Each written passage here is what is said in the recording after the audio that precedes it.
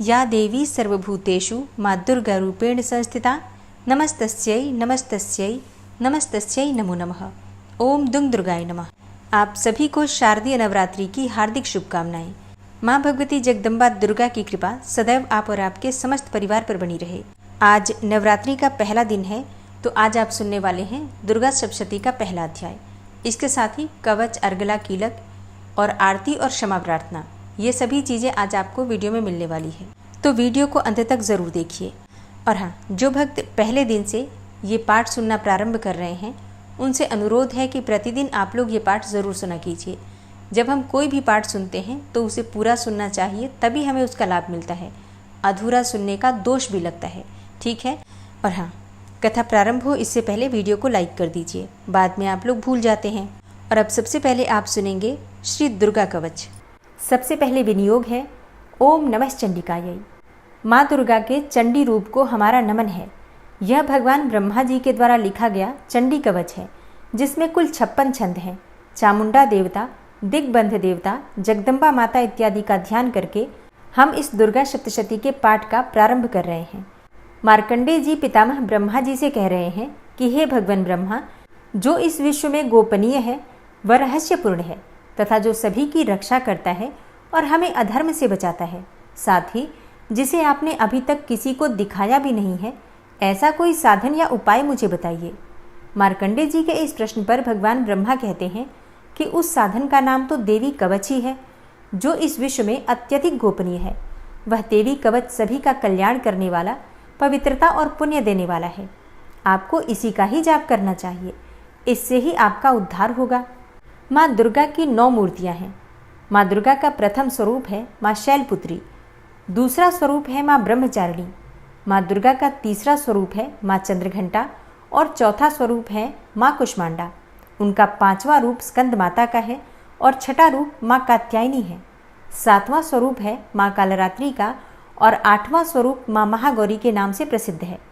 माँ दुर्गा का 9वां रूप है माँ सिद्धिदात्री। यही नव दुर्गा के रूप हैं, जिसे भगवान ब्रह्मा के द्वारा वेदों के माध्यम से बताया गया है। जो मनुष्य अग्नि में जल रहा हो, सभी ओर से शत्रुओं से घिर गया हो, विपरीत परिस्थितियों का सामना कर रहा हो, और उस समय यदि वह माँ दुर्गा की शरण में जाता है तो उसका कभी भी बुरा नहीं हो सकता है। अर्थात माँ दुर्गा का ध्यान किए जाने पर माँ दुर्गा उसकी हर परिस्थिति में सहायता करती हैं। यदि युद्ध का समय हो और मनुष्य संकटों में घिरा हुआ हो, तो भी माँ दुर्गा के प्रभाव से उसका कुछ भी बुरा नहीं होता है। माँ दुर्गा उसके दुख, पीड़ा, भय इत्यादि का नाश कर देती हैं। जो भी भक्तगण माँ दुर्गा की भक्ति करता है, माँ दुर्गा अवश्य ही उन्हें अभय दान देती हैं। जो कोई भी देवी दुर्गा का ध्यान करता है, माँ दुर्गा उसकी हर प्रकार से रक्षा करती हैं, और इस बात में कोई भी संशय नहीं है। चामुंडा माता का वाहन प्रेत है और वे उस पर सवारी करती हैं। वाराही माता का वाहन भैंसा है। ऐन्द्री माता का वाहन हाथी है, तो वही वैष्णवी माता का वाहन गरुड़ है।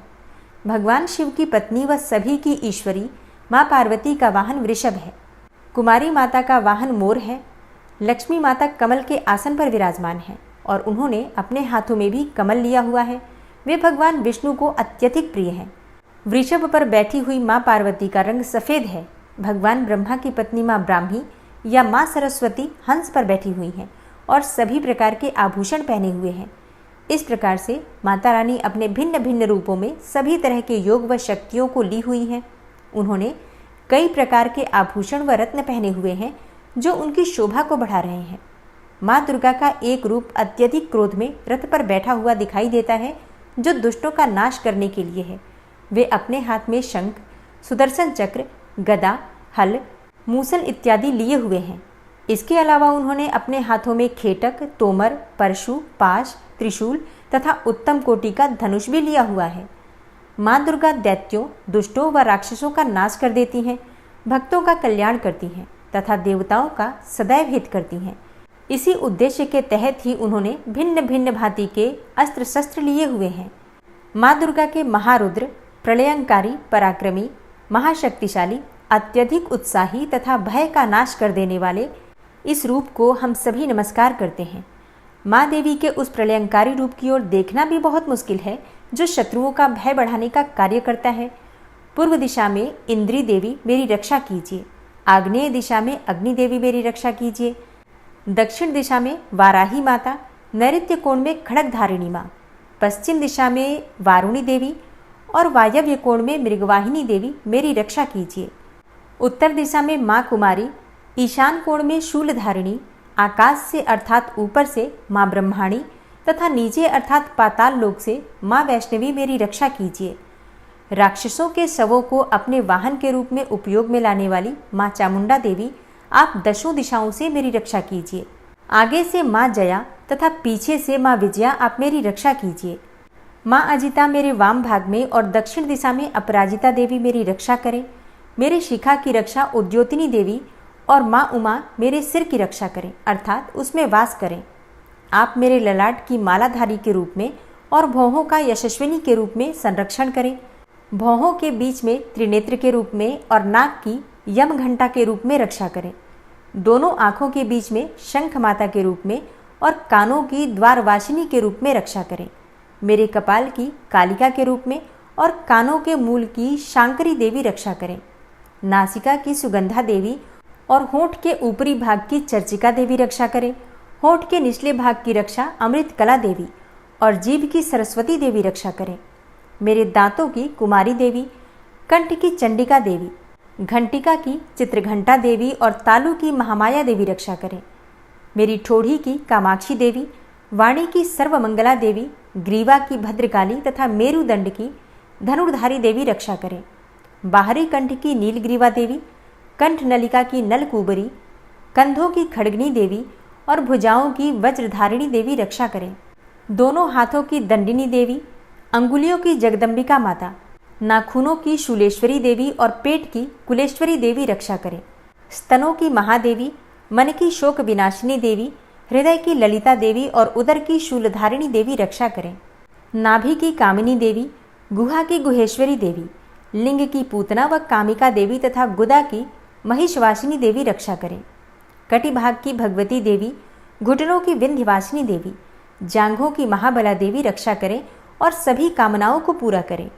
मेरी घुट्टियों की नारसिंही देवी, पैरों के आगे भाग की तेजसी देवी, पैरों की उंगलियों की श्री देवी और पैरों के तले की तलवासिनी देवी रक्षा करें।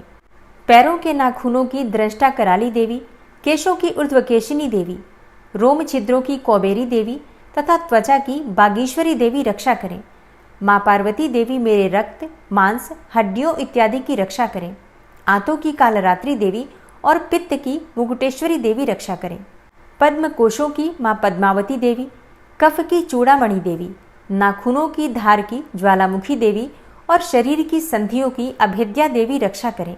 मेरे वीर्य की रक्षा माँ ब्रह्माणी देवी, छाया की छत्रेश्वरी देवी तथा धर्मधारिणी देवी मेरे अहंकार व मन और बुद्धि की रक्षा करें। हे माँ दुर्गा, आप मेरे प्राणों, व्यान, उदान की समान रूप से रक्षा करें। वज्रहस्ता देवी मेरे प्राणों की रक्षा करें और मेरा कल्याण करें। आप मेरी सभी इंद्रियों, रस, रूप, गंध, शब्द व स्पर्श में बसती हैं। हे नारायणी देवी, आप मेरे सत्वगुण, रजगुण व तमोगुण की रक्षा करें। मेरे आयु की वाराही देवी, वैष्णवी देवी धर्म की, यश व कीर्ति की लक्ष्मी देवी तथा धन व विद्या की चक्रिणी देवी रक्षा करें। इंद्रा देवी मेरे गोत्र की, चंडी देवी मेरे पशुओं की, महालक्ष्मी देवी मेरे पुत्रों की और भैरवी देवी मेरी पत्नी की रक्षा करें। मेरे पथ की सुपथा देवी और उस मार्ग की क्षेमकरी देवी, राजा के दरबार में महालक्ष्मी देवी तथा सभी जगह निवास करने वाली विजया देवी मेरे भय की रक्षा करें। हे माँ दुर्गा, जो भी स्थान या अंग इस देवी कवच में रह गया है और वह अभी भी रक्षा करने योग्य है, तो आप उसकी भी रक्षा कीजिए। आप मेरे पापों का नाश करके मेरा उद्धार कीजिए। माँ दुर्गा की आज्ञा के बिना कोई भी व्यक्ति इस विश्व में एक कदम भी आगे नहीं बढ़ सकता है। हम यदि कहीं भी जा रहे हैं तो हमें अवश्य ही इस देवी कवच का पाठ करना चाहिए और उसके बाद ही प्रस्थान करना चाहिए। इस दुर्गा रक्षा कवच के पाठ से हमें हर जगह लाभ व सफलता मिलती है और हमारे सभी काम बन जाते हैं। हम जब भी माँ दुर्गा का ध्यान करते हैं, वैसे ही हमारे सभी काम बनते चले जाते हैं।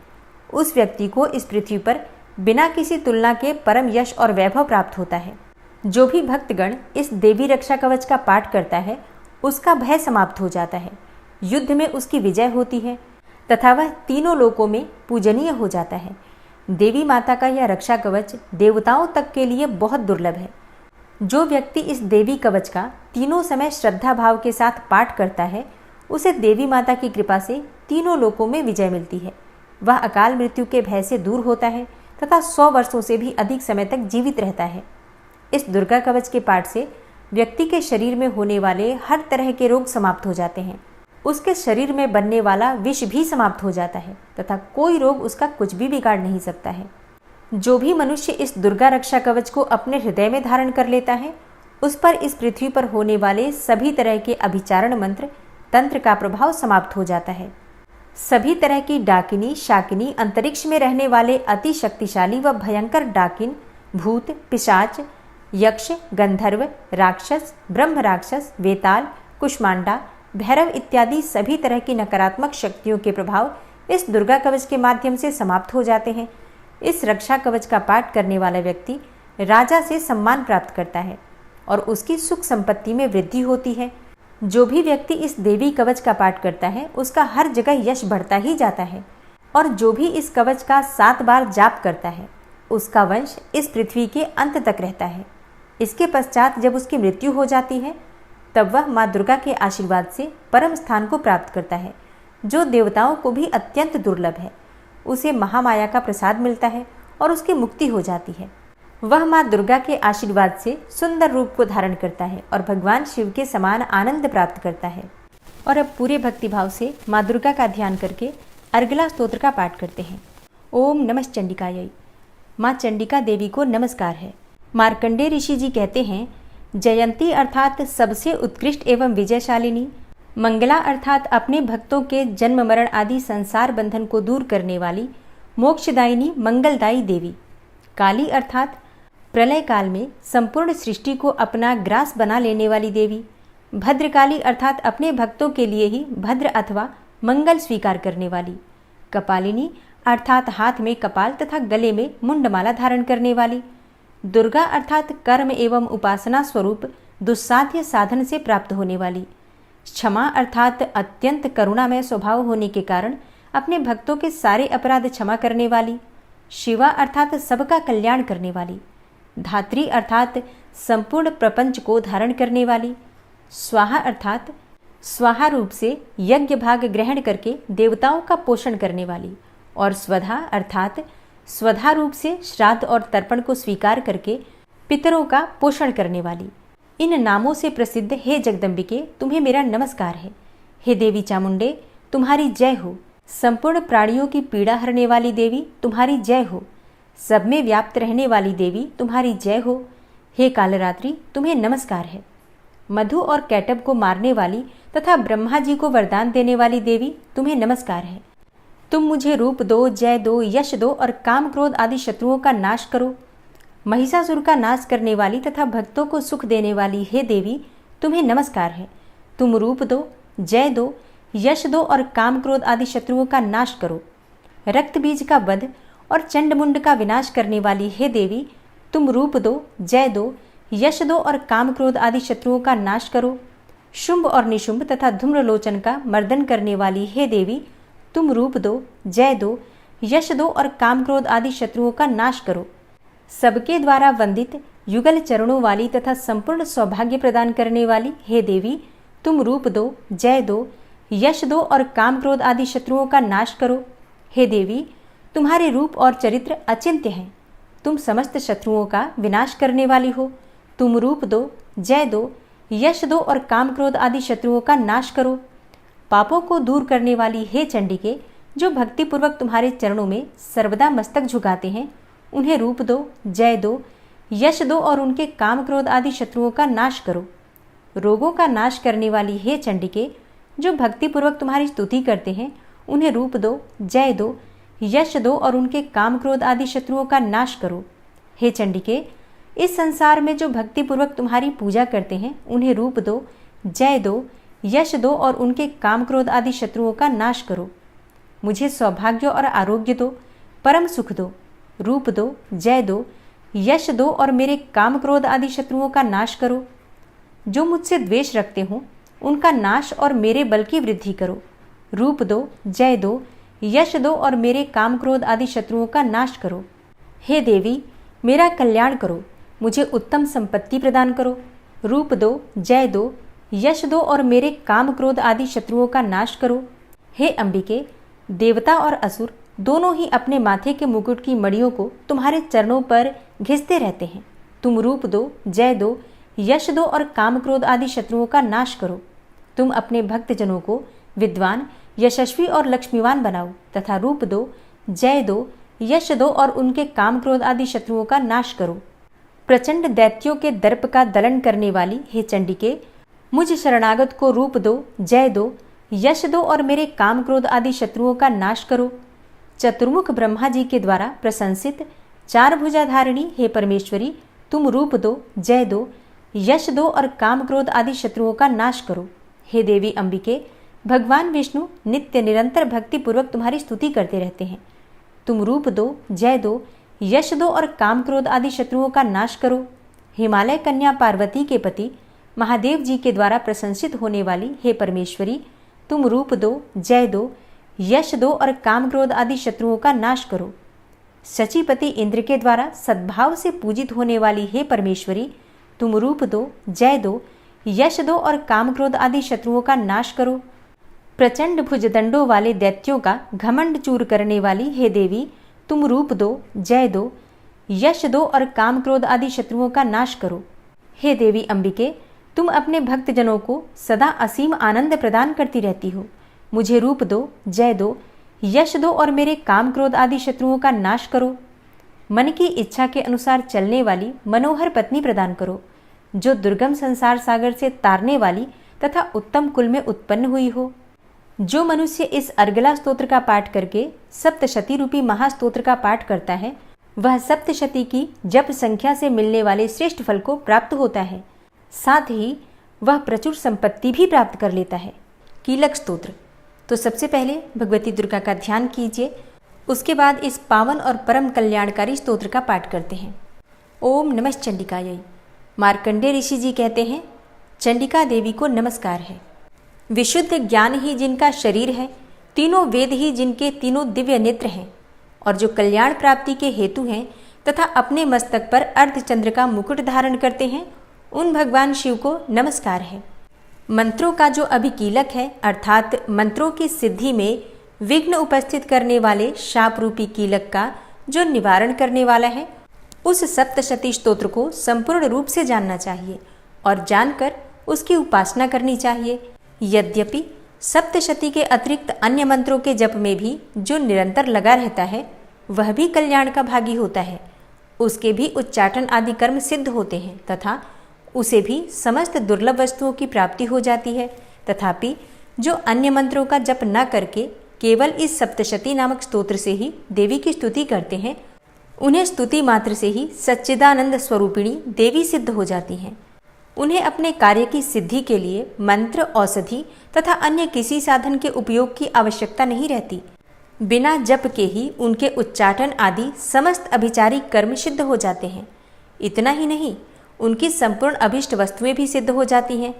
लोगों के मन में यह शंका थी कि जब केवल सप्तशती की उपासना से अथवा सप्तशती को छोड़कर अन्य मंत्रों की उपासना से भी समान रूप से सब कार्य सिद्ध होते हैं, तब इनमें श्रेष्ठ कौन सा साधन है।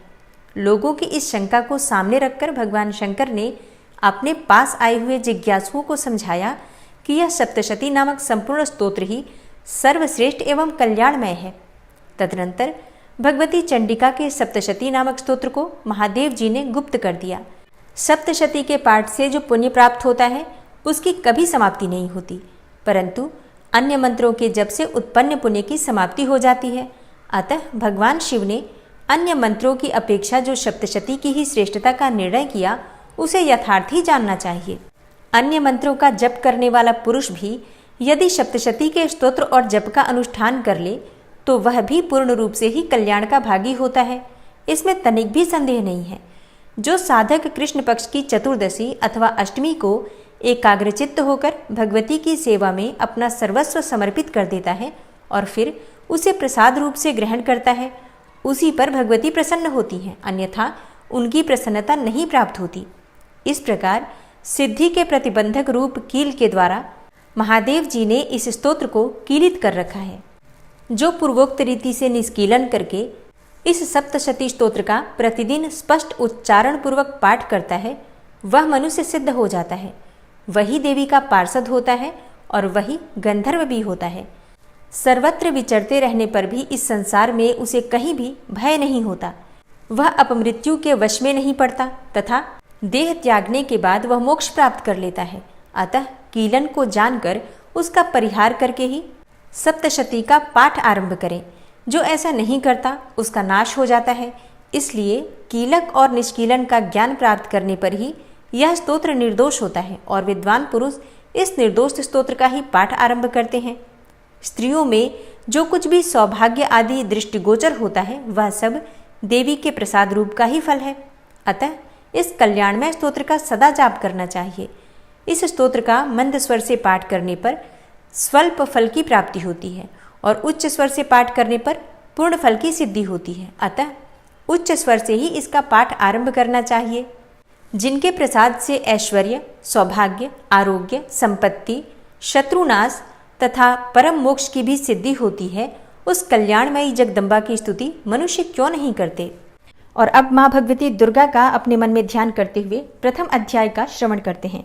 इस अध्याय में मेधा ऋषि ने राजा सुरथ और समाधि को भगवती की महिमा बताते हुए मधुकैटभ के वध का वर्णन किया है। ओम नमश्चंडिकायै। मार्कंडेय जी बोले, सूर्य के पुत्र सावरणी जो 8वें मनु कहे जाते हैं, उनकी उत्पत्ति की कथा विस्तार पूर्वक कहता हूँ, आप सब ध्यान पूर्वक सुने। सूर्य कुमार महाभाग सावरणी भगवती महामाया के अनुग्रह से जिस प्रकार मनवंतर के स्वामी हुए वही प्रसंग सुनाता हूँ। पूर्व काल की बात है। स्वारोचिस मनवंतर में सुरथ नाम के एक राजा थे जो चैत्र वंश में उत्पन्न हुए थे। वे प्रजा का अपने औरस पुत्रों की भांति धर्म पूर्वक पालन करते थे। तो भी उस समय कोला विध्वंसी नाम के क्षत्रिय उनके शत्रु हो गए। राजा सुरथ की दंड नीति बड़ी प्रबल थी। उनका शत्रुओं के साथ संग्राम हुआ। यद्यपि कोला विध्वंसी संख्या में कम थे तो भी राजा सुरथ युद्ध में उनसे परास्त हो गए। तब वे युद्ध भूमि से अपने नगर को लौट आए और केवल अपने देश के राजा होकर रहने लगे। समूची पृथ्वी से अब उनका अधिकार जाता रहा, किंतु वहां भी उन प्रबल शत्रुओं ने उस समय महाभाग राजा सुरथ पर आक्रमण कर दिया। राजा का बल क्षीण हो चला था, इसलिए उनके दुष्ट, बलवान एवं दुरात्मा मंत्रियों ने वहां उनकी राजधानी में भी राजकीय सेना और खजाने को हथिया लिया। सुरथ का प्रभुत्व नष्ट हो चुका था, इसलिए वे शिकार खेलने के बहाने घोड़े पर सवार हो वहां से अकेले ही एक घने जंगल में चले गए।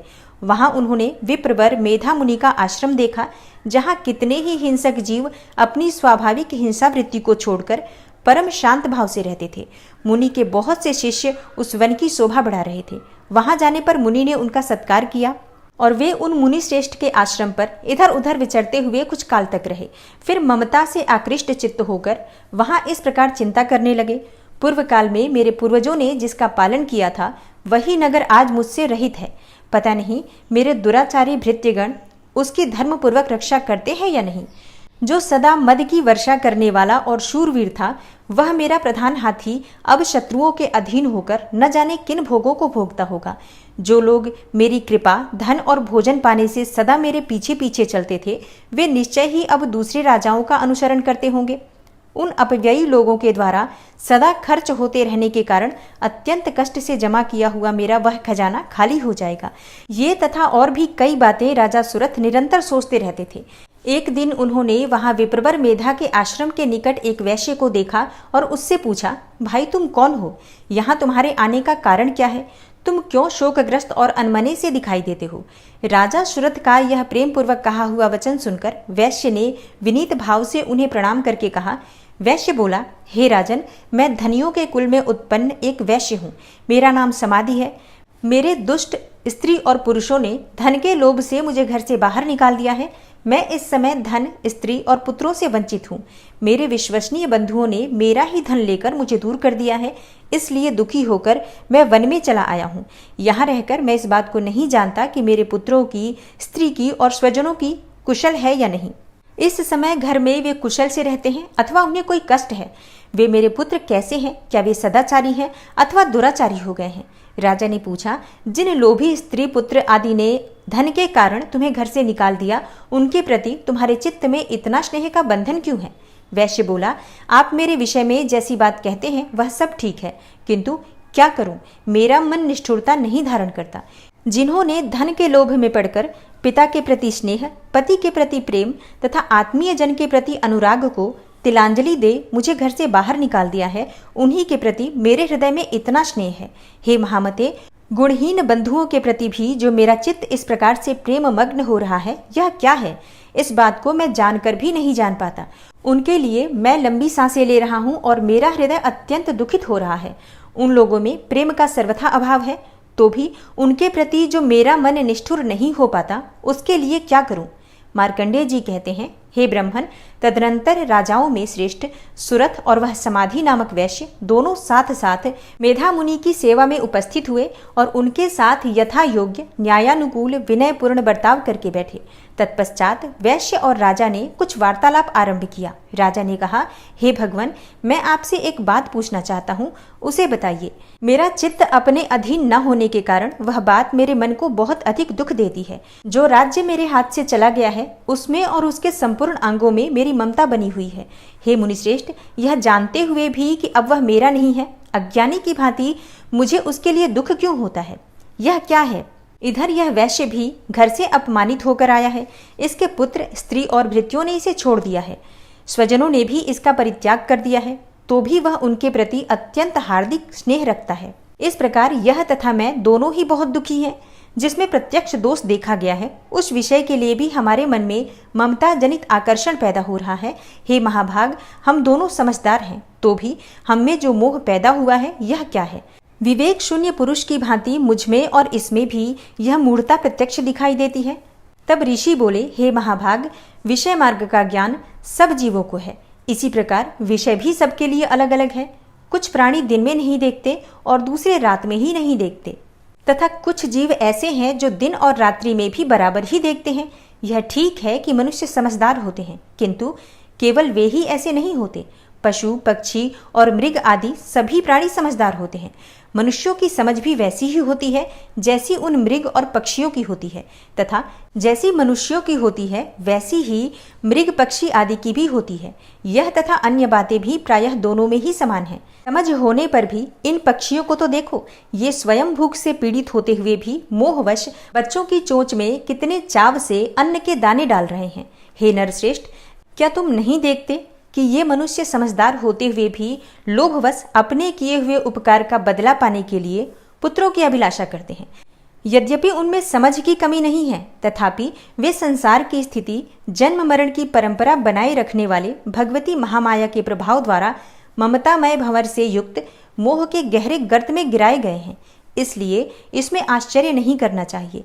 जगदीश्वर भगवान विष्णु की योग निद्रा रूपा जो भगवती महामाया है, उन्हीं से यह जगत मोहित हो रहा है। वे भगवती महामाया देवी ज्ञानियों के भी चित्त को बलपूर्वक खींचकर मोह में डाल देती हैं। वे ही इस संपूर्ण चराचर जगत की सृष्टि करती हैं, तथा वे ही प्रसन्न होने पर मनुष्यों को मुक्ति के लिए वरदान देती हैं। वे ही पराविद्या, संसार बंधन और मोक्ष की हेतुभूता सनातनी देवी तथा संपूर्ण ईश्वरों की भी अधीश्वरी हैं।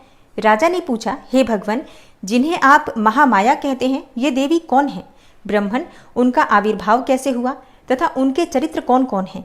ब्रह्मवेताओं में श्रेष्ठ महर्षि उन देवी का जैसा प्रभाव हो, जैसा स्वरूप हो और जिस प्रकार प्रादुर्भाव हुआ हो, वह सब मैं आपके मुख से सुनना चाहता हूँ। तब ऋषि बोले, हे राजन, वास्तव में तो ये देवी नित्य स्वरूपा ही है। संपूर्ण जगत उन्हीं का रूप है तथा उन्होंने समस्त विश्व को व्याप्त कर रखा है। तथापि उनका प्राकट्य अनेक प्रकार से होता है, वह मुझसे सुनो। यद्यपि वे नित्य और अजन्मा हैं, तथापि जब देवताओं का कार्य सिद्ध करने के लिए प्रकट होती हैं, उस समय लोक में उत्पन्न हुई कहलाती हैं। कल्प के अंत में जब संपूर्ण जगत एकार्णव में निमग्न हो रहा था और सबके प्रभु भगवान विष्णु शेषनाग की शैया बिछाकर योग निद्रा का आश्रय ले सो रहे थे, उस समय उनके कानों के मैल से दो भयंकर असुर उत्पन्न हुए, जो मधु और कैटभ के नाम से विख्यात थे। वे दोनों ब्रह्मा जी का वध करने के लिए तैयार हो गए। भगवान विष्णु के नाभि कमल में विराजमान प्रजापति ब्रह्मा जी ने जब उन दोनों भयानक असुरों को अपने पास आया और भगवान को सोया हुआ देखा, तब एकाग्र चित्त होकर उन्होंने भगवान विष्णु को जगाने के लिए उनके नेत्रों में निवास करने वाली योग निद्रा का स्तवन आरंभ किया, जो इस विश्व की अधीश्वरी, जगत को धारण करने वाली, संसार का पालन और संहार करने वाली तथा तेजः स्वरूपा भगवान विष्णु की अनुपम शक्ति हैं। उन्हीं भगवती निद्रा देवी की भगवान ब्रह्मा स्तुति करने लगे। ब्रह्मा जी ने कहा, हे देवी, तुम ही स्वाहा, तुम ही स्वधा और तुम ही वसटकार हो। स्वर भी तुम्हारे ही स्वरूप हैं और तुम ही जीवन दायिनी सुधा हो। नित्य अक्षर प्रणव में अकार उकार मकार इन तीनों मात्राओं के रूप में तुम ही स्थित हो तथा इन तीन मात्राओं के अतिरिक्त जो बिंदु रूपा नित्य अर्ध मात्रा है जिसका विशेष रूप से उच्चारण नहीं किया जा सकता, वह भी तुम ही हो। हे देवी, तुम ही संध्या, सावित्री तथा परम जननी हो। हे देवी, तुम ही इस विश्व ब्रह्मांड को धारण करती हो। तुमसे ही इस जगत की सृष्टि होती है, तुम्ही से इसका पालन होता है और सदा तुम ही कल्प के अंत में सबको अपना ग्रास बना लेती हो। हे जगन्मयी देवी, इस जगत की उत्पत्ति के समय तुम सृष्टि रूपा हो, पालन काल में स्थिति रूपा हो तथा कल्पांत के समय संहार रूप धारण करने वाली हो। तुम ही महाविद्या, महामाया, महामेधा, महास्मृति, महामोह रूपा, महादेवी और महासुरी हो और तुम ही तीनों गुणों को उत्पन्न करने वाली सबकी प्रकृति हो। भयंकर काल रात्रि, महारात्रि और मोहरात्रि भी तुम ही हो। तुम ही श्रीम, तुम ही ईश्वरी, तुम ही ह्रीम और तुम ही बोध स्वरूपा बुद्धि हो। लज्जा, पुष्टि, तुष्टि, शांति और क्षमा भी तुम ही हो। तुम खड्ग धारिणी, शूल धारिणी, घोर रूपा तथा गदा, चक्र, शंख और धनुष धारण करने वाली हो। बाण, भुशुंडी और परिघ ये भी तुम्हारे अस्त्र हैं। तुम सौम्य और सौम्यतर हो। इतना ही नहीं, जितने भी सौम्य एवं सुंदर पदार्थ हैं उन सबकी अपेक्षा तुम अत्यधिक सुंदरी हो। पर और अपर सबसे परे रहने वाली परमेश्वरी तुम ही हो।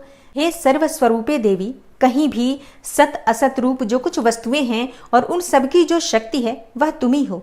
ऐसी अवस्था में तुम्हारी स्तुति क्या हो सकती है। जो इस जगत की सृष्टि, पालन और संहार करते हैं, उन भगवान को भी जब तुमने निद्रा के अधीन कर दिया है, तब तुम्हारी स्तुति करने में यहाँ कौन समर्थ हो सकता है। मुझको, भगवान शंकर को तथा भगवान विष्णु को भी तुमने ही शरीर धारण कराया है, अतः तुम्हारी स्तुति करने की शक्ति किसमें है। हे देवी, तुम तो अपने इन उदार प्रभावों से ही प्रशंसित हो। ये जो दोनों दुर्धर असुर मधु और कैटब हैं, इनको मोह में डाल दो और जगदीश्वर भगवान विष्णु को शीघ्र ही जगा दो और इसके साथ ही इनके भीतर इन दोनों महान असुरों को मार डालने की बुद्धि उत्पन्न कर दो। तब ऋषि कहते हैं, हे राजन, जब ब्रह्मा जी ने वहां मधु और कैटब को मारने के उद्देश्य से भगवान विष्णु को जगाने के लिए तमोगुण की अधिष्ठात्री देवी योग निद्रा की इस प्रकार स्तुति की, तब वे भगवान के नेत्र, मुख, नासिका, बाहु, हृदय और वक्षस्थल से निकलकर अव्यक्त जन्मा ब्रह्मा जी की दृष्टि के समक्ष खड़ी हो गई। योग निद्रा से मुक्त होने पर जगत के स्वामी भगवान जनार्दन उस एकार्णव के जल में शेषनाग की सैया से जाग उठे। फिर उन्होंने उन दोनों असुरों को देखा। वे दुरात्मा मधु और कैटब अत्यंत बलवान तथा पराक्रमी थे। वे क्रोध से लाल आंखें किए ब्रह्मा जी को खा जाने के लिए उद्योग कर रहे थे। तब भगवान श्री हरि ने उठकर उन दोनों के साथ 5000 वर्षों तक केवल बाहु युद्ध किया। वे दोनों भी अत्यंत बल के कारण उन्मत्त हो रहे थे। इधर महामाया ने भी उन्हें मोह में डाल रखा था, इसलिए वे भगवान विष्णु से कहने लगे, हम तुम्हारी वीरता से संतुष्ट हैं, तुम हम लोगों से कोई वर मांगो। श्री भगवान बोले, यदि तुम दोनों मुझ पर प्रसन्न हो तो अब मेरे हाथ से मारे जाओ। बस इतना सा ही मैंने वर मांगा है, यहाँ दूसरे किसी वर से क्या लेना है। ऋषि कहते हैं, इस प्रकार धोखे में आ जाने पर जब उन्होंने संपूर्ण जगत में जल ही जल देखा, तब कमल नयन भगवान से कहा, जहाँ पृथ्वी जल में डूबी हुई न हो, जहाँ सूखा स्थान हो, वहीं हमारा वध करो। ऋषि कहते हैं, तब तथास्तु कहकर शंख, चक्र और गदा धारण करने वाले भगवान ने उन दोनों के मस्तक अपनी जांघ पर रखकर चक्र से काट डाले। इस प्रकार ये देवी महामाया ब्रह्मा जी की स्तुति करने पर स्वयं प्रकट हुई थी। अब पुनः तुमसे उनके प्रभाव का वर्णन करता हूँ, सुनो। इस प्रकार श्री मार्कंडेय पुराण में सावर्णिक मनवंतर की कथा के अंतर्गत देवी महात्म्य में मधु कैटभ वध नामक पहला अध्याय पूरा हुआ। और अब आप सुनेंगे माँ दुर्गा की आरती। ओम जय अम्बे गौरी मैया, जय श्यामा गौरी मैया जी को निश दिन ध्यावत, तुमको निश दिन ध्यावत, हरि ब्रह्मा शिवरी ओम जय अम्बे गौरी। मांग सिंदूर बिराजत, टीको मृग मद को, उज्ज्वल से दो नैना, चंद्र बदन नीको, ओम जय अम्बे गौरी। कनक समान कलेवर, रक्तांबर राजे, रक्त पुष्प गले माला, कंठन पर साजे ओम जय अम्बे गौरी। के हरिवाहन राजत खड्ग खपर धारी, सुर नर मुनि जन सेवत तिनके दुख हारी, ओम जय अम्बे गौरी। कानन कुंडल शोभित नासाग्रे मोती, कोटिक चंद्र दिवाकर राजत समज्योति, ओम जय अम्बे गौरी। शुंभ निशुंभ विडारे महिषासुर घाती, धूम्र विलोचन नैना निशिदिन मदमाती, ओम जय अम्बे गौरी। 64 योगिनी मंगल गावे, नृत्य करत भैरो मैया नृत्य करत भैरो। बाजत ताल मृदंगा अरु बाजत डमरू, ओम जय अम्बे गौरी। भुजाचार अति शोभित खड्ग खपर धारी, मन वांछित फल पावत सेवत नर नारी, ओम जय अम्बे गौरी। कंचन थाल विराजत अगर कपूर बाती, श्रीमाल के तुम राजत कोटि रतन ज्योति, मैया जय अम्बे गौरी। श्री अम्बे जी की आरती जो कोई नर गावे, कहत शिवानंद स्वामी भजत हरि हर स्वामी, मन वांछित फल पावे, ओम जय अम्बे गौरी। जय अम्बे गौरी मैया जय श्यामा गौरी, मैया जी को निश दिन ध्यावत, तुमको निश दिन ध्यावत, हरि ब्रह्मा शिवरी, ओम जय अम्बे गौरी। ओम जय अम्बे गौरी, मैया जय श्यामा गौरी। माँ की आरती करने के बाद क्षमा प्रार्थना ज़रूर करनी चाहिए। तो दोनों हाथ जोड़कर माँ से क्षमा प्रार्थना करते हैं। हे परमेश्वरी, मेरे द्वारा दिन रात बहुत से अपराध होते रहते हैं। मुझे अपना दास समझकर मेरे उन अपराधों को आप कृपापूर्वक क्षमा करिए। हे परमेश्वरी, मैं आवाहन करना नहीं जानता, विसर्जन करना भी नहीं जानता तथा पूजा करने का ढंग भी नहीं जानता। हे माँ, मुझे क्षमा करिए। हे देवी सुरेश्वरी, मैंने जो मंत्रहीन अर्थात ना मंत्रों को जानता हूँ, क्रियाहीन अर्थात ना क्रियाओं को जानता हूँ और भक्तिहीन अर्थात ना भक्ति के प्रकार जानता हूँ, तो मैंने जो मंत्रहीन, क्रियाहीन और भक्तिहीन पूजन किया है वह सब आपकी कृपा से पूरे हों। सैकड़ों अपराध करने के बाद भी जो आपकी शरण में आके जगदम्बा कहकर पुकारता है, उसे वह गति प्राप्त होती है जो ब्रह्मा आदि देवताओं के लिए भी पाना आसान नहीं है। हे जगदम्बिके, मैं अपराधी हूँ किंतु आपकी शरण में आया हूँ। इस समय दया का पात्र हूँ, आप जैसा चाहें वैसा करें। हे देवी परमेश्वरी, अज्ञानवश भूल से या बुद्धि भ्रष्ट होने के कारण मैंने जो भी न्यूनता या अधिकता कर दी हो वह सब क्षमा करें और प्रसन्न हो।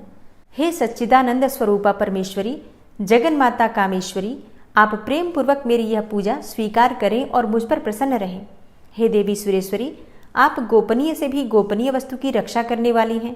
मेरे निवेदन किए हुए इस जप को ग्रहण करिए। आपकी कृपा से मुझे सिद्धि की प्राप्ति हो। इस प्रकार क्षमा प्रार्थना मंत्र के पाठ से दुर्गा माता आपके जाने अनजाने में हुए सारे अपराधों को क्षमा करेंगी और उनकी कृपा सदैव आपके ऊपर बनी रहेगी। दोस्तों, नवरात्रि के पहले दिन माँ भगवती दुर्गा के पहले स्वरूप माँ शैलपुत्री की पूजा की जाती है। तो माँ शैलपुत्री की संपूर्ण पूजा विधि, कलश स्थापना की विधि और माता शैलपुत्री की कथा और आरती अगर आप सुनना चाहते हैं तो चैनल पर वीडियो अपलोड हो चुकी है, ज़रूर देख लीजिए। और आज की वीडियो आपको कैसी लगी कमेंट बॉक्स में ज़रूर बताइए। अच्छी लगी हो तो वीडियो को लाइक कीजिए, शेयर कीजिए और चैनल पर पहली बार आए हैं तो सब्सक्राइब करके बेल आइकन को ज़रूर प्रेस कर लीजिए। इससे ये होगा कि इस चैनल पर जो भी नई वीडियो अपलोड होंगी उनकी नोटिफिकेशन आपको सही समय पर प्राप्त होगी। मिलती हूँ मैं आपसे अगली वीडियो में, तब तक के लिए जय श्री राधे।